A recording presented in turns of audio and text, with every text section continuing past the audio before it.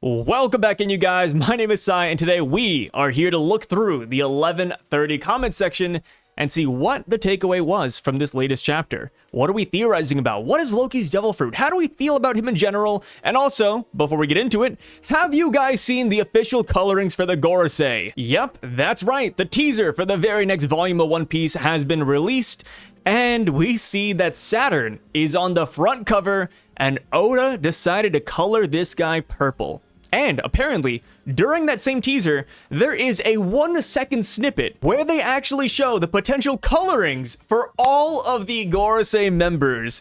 And I will say this, the colors aren't exactly what I expected. Is that a good thing? Is that a bad thing? I will let you guys decide that for yourselves. Let me know what you think about the Gorosei colorings. A purple Saturn, huh? A purple Saturn. All right. So the very first comment coming into this video is actually my own comment. So I forgot to mention this in the review video, but if you look behind Loki, you can actually see his weapon poking out. Granted, I'm not too sure what it is. It could be a hammer. It could be an axe. It could be a halberd even, I don't know. So yeah, I wanted to point that out. And one thing that I thought was kind of interesting is that if it is an axe, it would be a cool mirror to Luffy's outfit and how Luffy has an axe as well. Kind of like how they're both the sun god too. Another thing I also want to make a note of is that people have been pointing out that in the map of Skypiea, you actually see this giant wielding an axe, and they have these horns as well. So people are saying that that could have been Loki. I'm not exactly there yet, considering the fact that this map was made hundreds of years ago, but I do think that is a really cool coincidence, and I wanted to point that out too. All right, so now for the second comment, they say Loki says, "Free me." Luffy says, I don't know, you look a bit evil. Loki says he'll give him meat, and Luffy obliges, yeah. I mean, it's not hard to convince Luffy to let you go, right? Loki could literally say, hey, Luffy, I know where to find the best meat in Elbaf. And then knowing Luffy, he would just say, hell yeah, brother, I'm in. Another way we could spin off of this scenario is that maybe Loki hits Luffy with the classic, I'm hungry, I haven't eaten in days. And then Luffy's like, oh, nobody should not have any food. Let's go get you something, buddy. I could see that too. I mean, Luffy is pretty easy, right? We sent the worst Straw Hat over to Loki. Like, I genuinely think we should have brought Zoro at this point, right? Not because we need to beat him or fight this guy, but because Zoro at least would have the common sense as to know to not let this guy go, right? This maniac. But Luffy, on the other hand, I don't know, brother. I mean, shonen MCs are typically a little bit dumb, right? Like, Luffy's a great judge of character, but he doesn't always make the best decisions. All right, so this comment says, we can't take Loki lightly for 4 reasons. 1, Loki's design is as cool as Kaido's. 2, to imprison him, it took all of Elbaf's giants. And 3, he has a legendary devil fruit that we don't know of now. And 4, the most important thing is Luffy said he never got goosebumps just by someone's presence, but he noticed Loki's presence from the bridge and said he got goosebumps. It says a lot because Luffy is a Yonko and a godly devil fruit user. Conclusion, Oda is cooking his best meal for One Piece fans right now.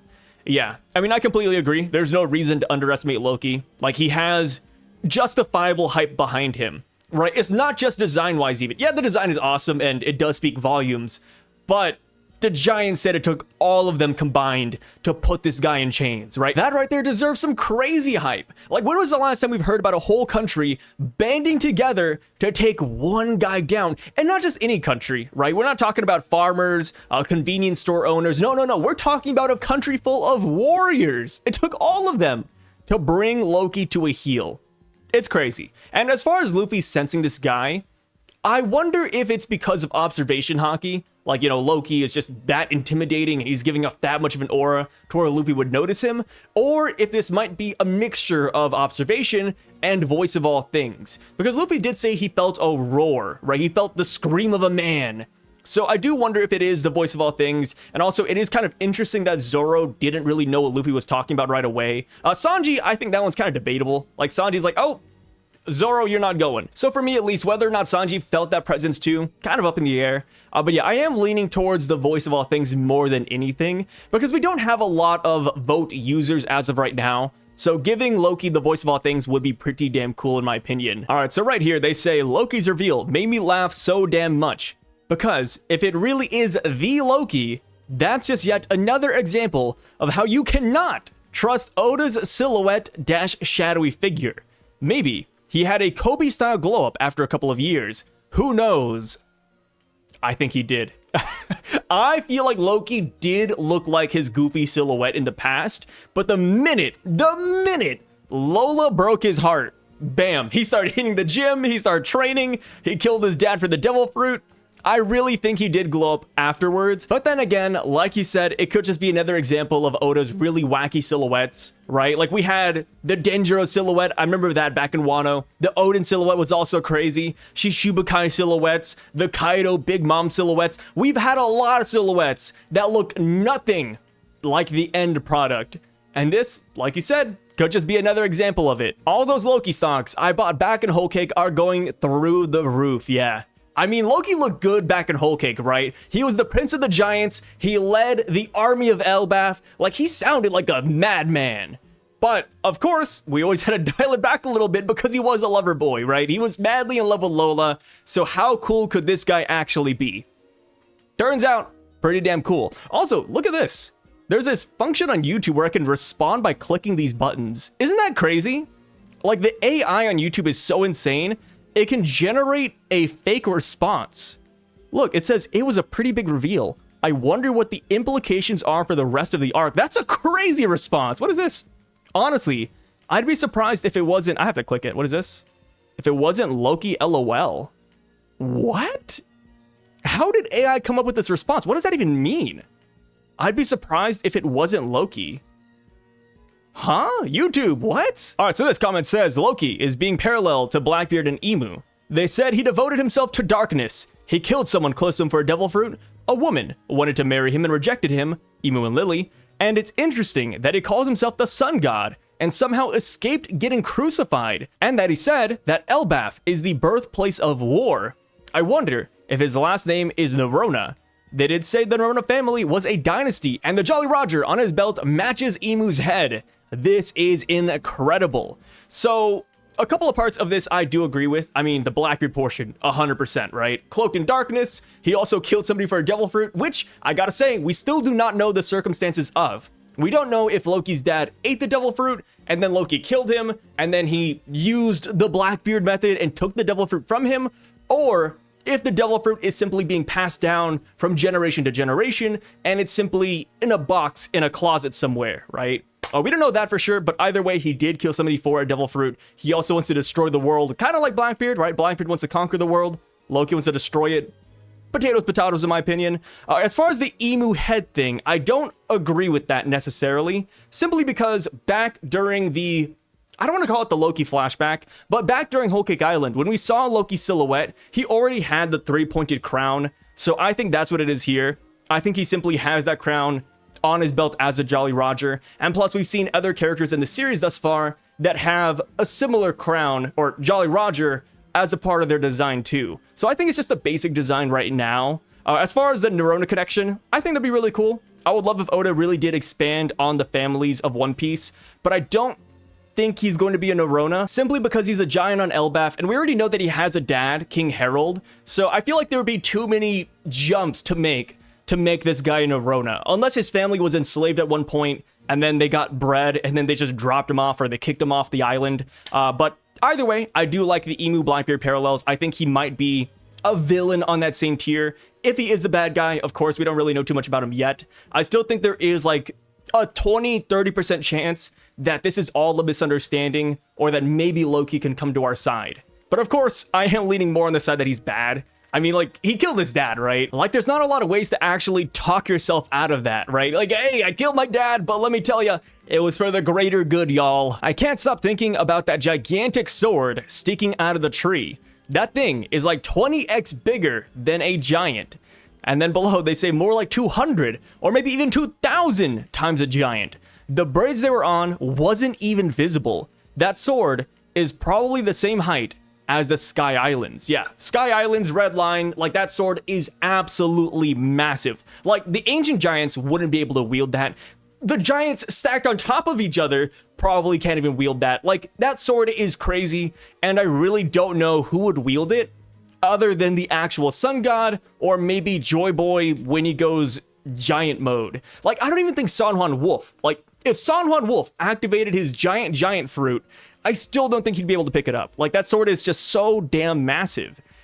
But it was made, and it's there. So at some point, somebody wielded it. And bouncing off of that, I wonder if somebody will wield that sword current day. I can't think of anybody that would be able to.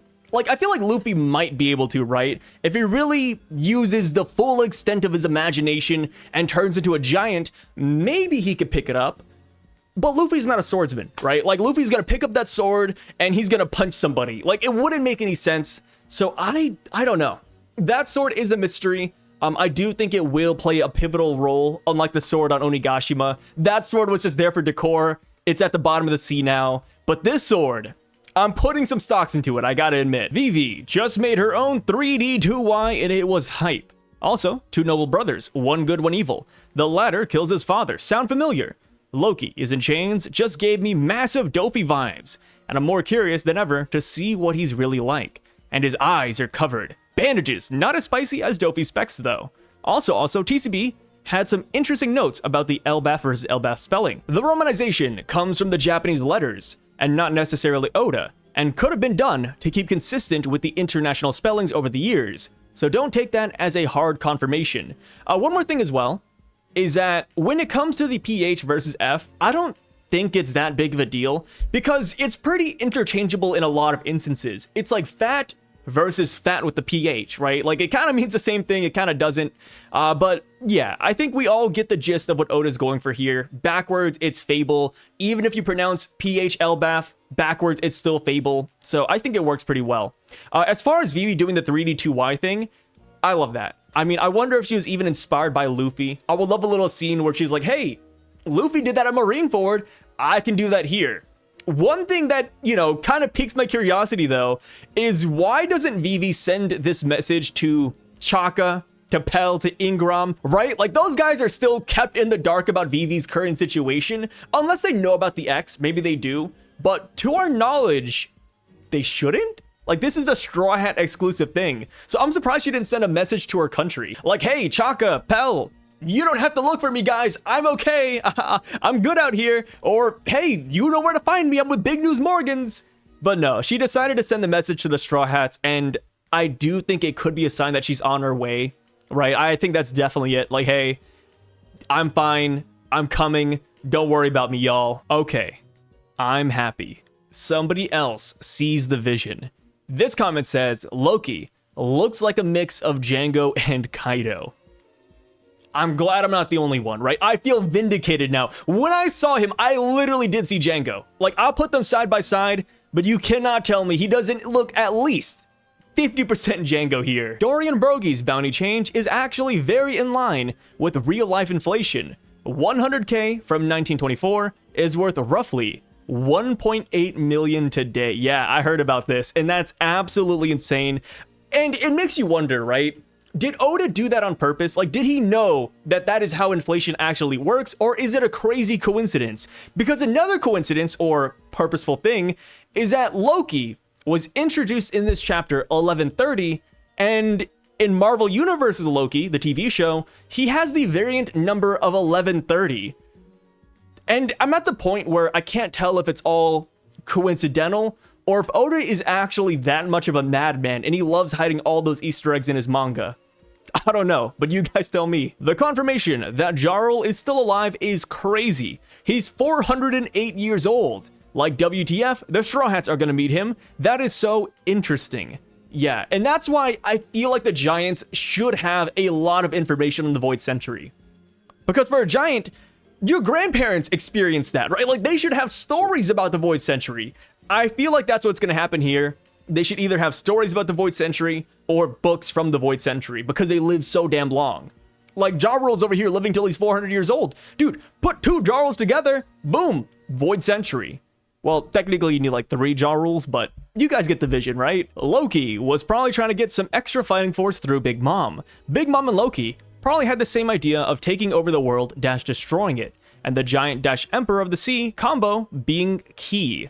And below, they say exactly, I don't think he's hooked onto Lola at all, But Guardian Tree comes in and he says not really true. Big Mom tried to offer Lola's twin sister, but Loki refused. If Loki was after a political marriage, he wouldn't have refused. And I'll go further in on this as well and say that if Loki really just wanted to ally with Big Mom, he would have gotten with Big Mom. Because Big Mom doesn't discriminate, right? Big Mom got with a Tontada.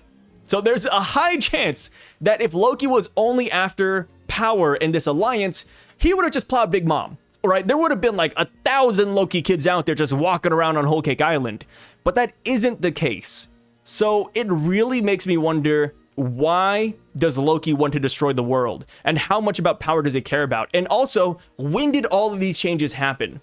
Did it happen when Lola rejected him? That's kind of what I'm feeling right now. Maybe it's because I've talked to a lot of people and they all have the same idea, so it's like stapled in my mind now. But that's kind of how I feel, right? Like Loki, he just crashed out super hard after Lola dumped him. Or maybe Lola was the one thing stopping him. Like maybe he wanted to rule the world, but when he met Lola, things changed. And then after Lola dumped him, then he went back to normal. I don't know. But then again, like I wish we knew when they started calling him the accursed prince or the cursed prince, right? Was that something he had from birth?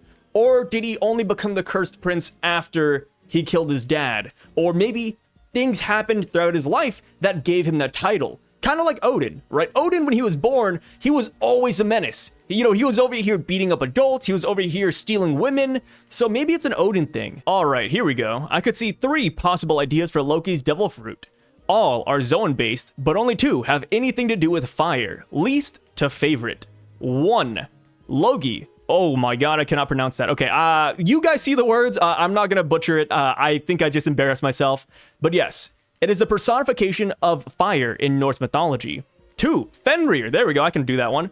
Fenrir is a monstrous wolf in Norse mythology. In Old Norse texts, Fenrir plays a key role during the events of Ragnarok, where he is foretold to assist in setting the world aflame, resulting in the collapse of humanity and society. And they also killed the god Odin. 3, Surtur, which I hope I pronounced that right too. Sorry, guys. Hey, we're in Norseland. I know nothing about Norse mythology other than like Vinland Saga and a couple of other books I've read. And all of this pronunciation is hitting me like a truck, so I'm trying. Jotun king, who ruled the volcanic powers of the underworld and will cover the earth in fire during Ragnarok. Surtur is foretold as being a major figure during the events of Ragnarok. Carrying his bright sword, he will go to battle against the Aesir. He will battle the major god Freyr, and afterwards, the flames that he brings forth will engulf the earth. I do think the giant wolf Fenrir could be possible, but I could just see Oda giving Loki a giant wolf pet. I would definitely go with Surtur, who is a major figure in the events of Ragnarok. Surtur carries a giant bright sword, and in the chapter we did see a giant sword. Could it lead to something this time, or will it just be another Wano decoration for show? Yeah, I love this. I love that you gave multiple options, and if I had to pick one, I do think Surtur is a good one. I've seen a couple of people comment this as well, and the more research I do on him, the more I enjoy it. And also, you know, going off of the events of Ragnarok, based on my very limited knowledge, I did read that one of the events that leads up to Ragnarok or causes Ragnarok is a fire giant breaking the Bifrost Bridge, I believe. So that's another reason why I do think if Loki is the sun god, he will have some sort of fire powers. So yeah, I think Oda is leaning in really hard into Norse mythology here, and honestly, I am all for it. What's insane to me is how Oda has been cooking this plotline. Hardin wanted the Mare no Mi because he wanted to become king of Elbaf, and he felt he needed it because his brother had eaten the royally inherited devil fruit already, but was imprisoned due to regicide. Dressrosa ended in 2015. Oda's been waiting to write this story for a decade at least. Go to Indeed. Edit. Also, Luffy is 100% going to free Loki. The giant said if he ever gets freed, it'll be the end of everything. So in my opinion, that is going to be the conflict we're trying to solve this arc. And yeah, bro, Luffy right now, he is a special guest here on Elbaf. Dorian Brogy wanted to bring him back to the boys, right? We had a lot of people waiting for the Strats. Hardin wanted to go visit Luffy, right? He wanted to go to Egghead. And now here he is. Luffy shows up to the island, and the first thing he's going to do is free their #1 prisoner. I just hope the Giants are cool with it. I hope Luffy takes care of the situation. to the point where the Giants aren't upset. Because right now, I'm just kind of worried for Dory and Brogy, right? Like, I don't want them to end up being the guys who brought back Luffy, the man who's going to bring about the end of Elbaf as we know it. Or at least, you know, start the conflict again. But yes, I really love what Oda did with Harden. I think it made his character that much more meaningful, more impactful. It gave some reason behind why he wanted the Mera no Mi. Because let's be real. If you're a giant, if you're on the seas, I'm sure you could probably find some other devil fruit on the market. You could probably go to some different island and find, I don't know, a Paramecia, maybe a different Logia, maybe a Zoan. But no, Harden wanted the Mera, probably because he wanted to be another iteration of the Sun God, or, like he said, to best Loki, who has Sun God-like abilities. I think Oda definitely cooked with this one, and here on Elbaf, I believe we're going to see a lot of ideas that Oda had for early One Piece, right? We saw Lego bricks coming in. Boom, that's like a volume 50 cover. We also have Luffy's Viking outfit. Boom, that's a chapter 14 thing. Right, like Oda, he's been waiting and waiting to release the beast on this arc, man. I love this. It's a comment told by emojis. Loki, expectation, clown, and shit. Reality, absolute chance, skull emoji, sunglass emoji. Yeah, I mean, that pretty much sums it up, right? Loki is said to live in darkness. Loki has feather-wing tattoos on his arm. My guess is that Loki will have the mythical Raven Devil Fruit. In most legends, again, I apologize. I feel silly, like, I don't want to try this, but dude, if I pronounce this, I can't imagine how it's going to turn out. I'll try it. The Natchcrap.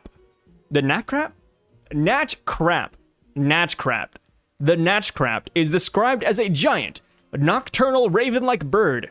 In Norse mythology, the Natchcrap is depicted with no eyes, which if looked into, will cause death. Ooh, okay, that's not bad, all right. I like this a lot, simply because it's unique, and also it explains the eyes.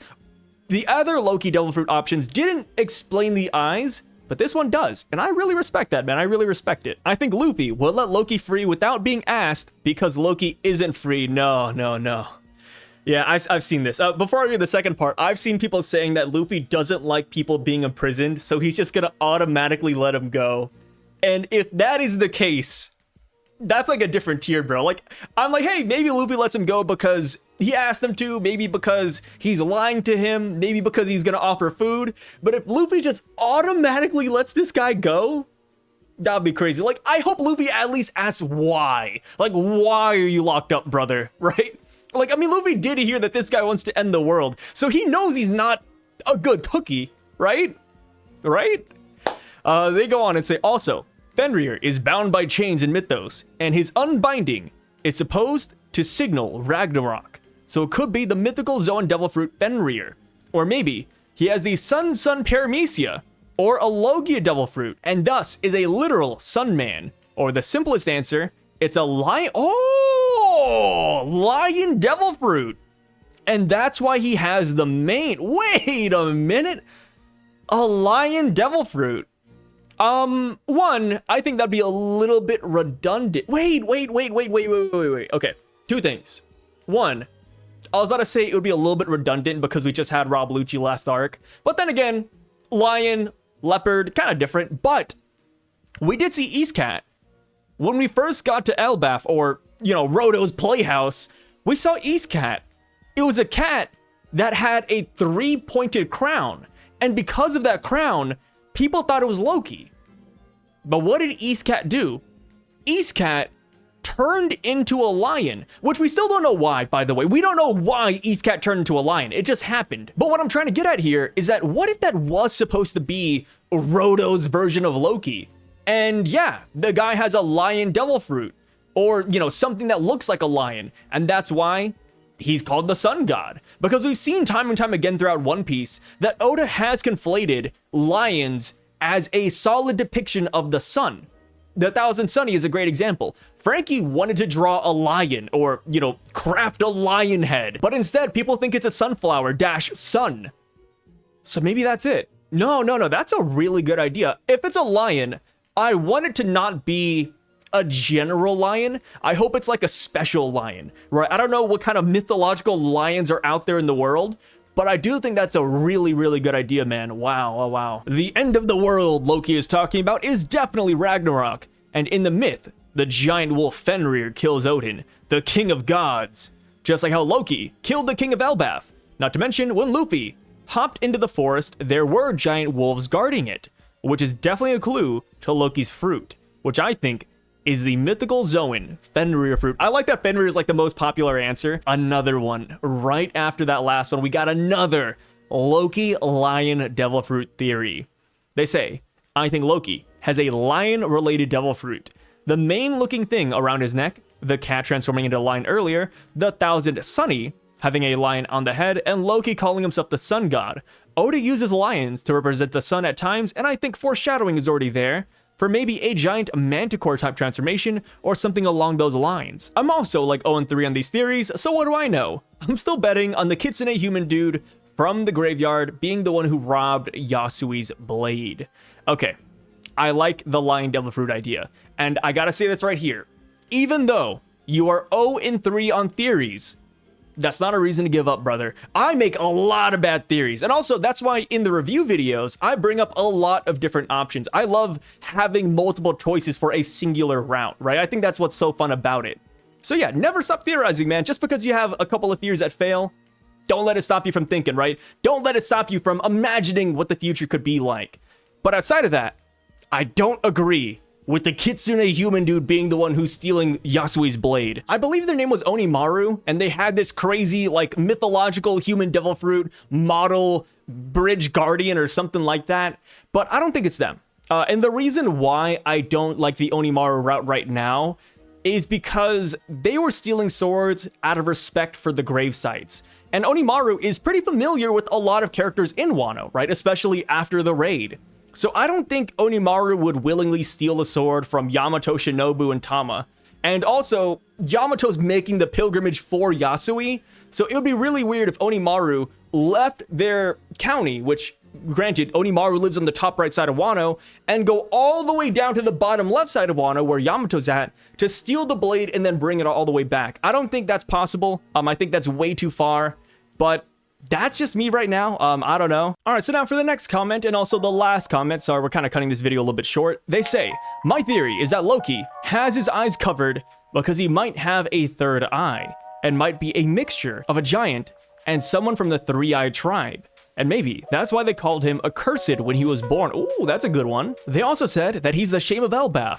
Of course, we can conclude they said this because of what he's done, but it also may be because he's the only one who is born different, or he is someone who is not a pure giant.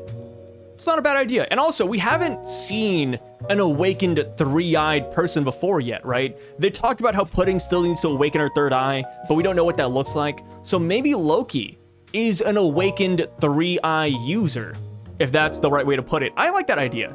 And even if he doesn't have the three eyes, maybe he has a different variation of it. Like maybe when you mix it with the giant tribe, you get something different entirely. I think that'd be pretty damn fire. Maybe it's like the eyes that we see Yuhawaha have from Bleach, right? Where it's like 3 pupils all at the same time, and he's known as the all-knowing. I think that'd be pretty damn sick. But yeah, with that being said though, guys, thank you so much for stopping by and checking out this video with me. I really freaking appreciate it as always, and I will catch you guys in the next couple of One Piece videos. My name is Sai, and I am signing out. Peace out, y'all.